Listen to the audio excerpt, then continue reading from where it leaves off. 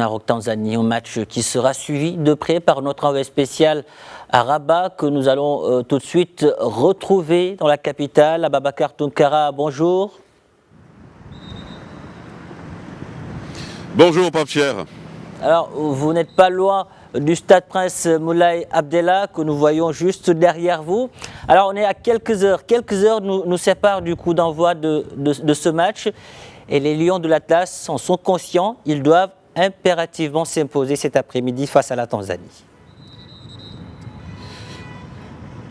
Vous venez de le souligner, Pape Cher, nous sommes à quelques mètres du stade de Rabat, mais aussi à quelques mètres de la gare de Rabat. Ce qui veut dire qu'aujourd'hui, quelqu'un va apporter également son expertise, mais aussi remporter cette rencontre pour soit rester ou bien prendre le train pour après prendre le vol et quitter cette Coupe d'Afrique des Nations. Et le Maroc en est bien conscient. Le Maroc qui veut remporter cette victoire face à une équipe tanzanienne qui n'est pas à minimiser. Une équipe tanzanienne, Pape Cher, qui a tenu tête aux Aigles de Carthage, la Tunisie, sur le score d'un but partout. La Tanzanie battue par les Super Eagles du Nigeria. Mais attention, c'était un match très difficile pour les Nigérians, remporté 2-1. Et comme vous le savez, aujourd'hui, le Maroc n'a plus droit à l'erreur. Le Maroc est au dernier tournant de cette compétition. Soit on gagne, soit on quitte cette compétition.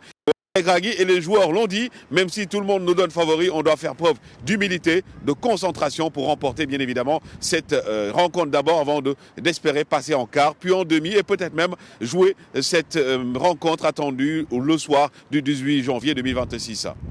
En tout cas, nous voyons qu'il y a une fine pluie qui tombe en ce moment sur Rabat. Durant ce match, Achraf Hakimi sera très attendu. Il se pourrait qu'il soit titularisé aujourd'hui.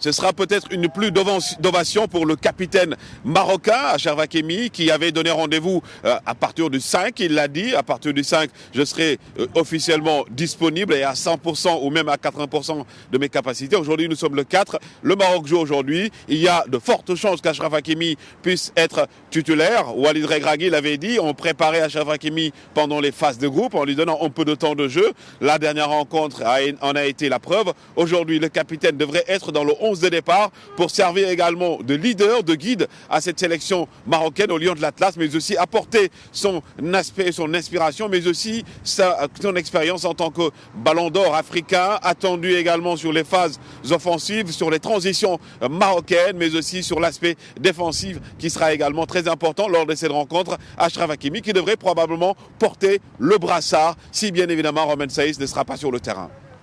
Ababacar Tounkara, en cas de victoire cet après-midi, le Maroc retrouvera en quart de finale le vainqueur du match Afrique du Sud-Cameroun. La voie vers la finale, on va le dire, sera parsemée d'embûches pour les Lions de l'Atlas, vu les équipes qu'ils pourraient croiser en chemin.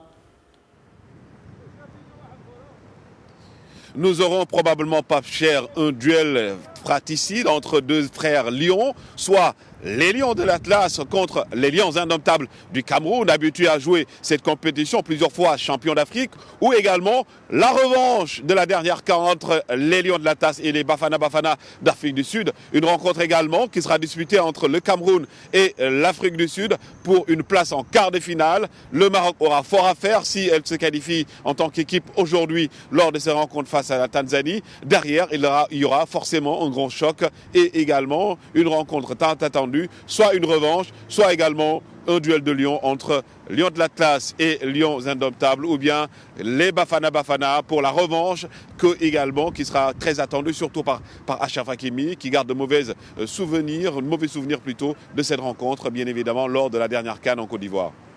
Ababacar Tounkara, merci pour toutes ces précisions.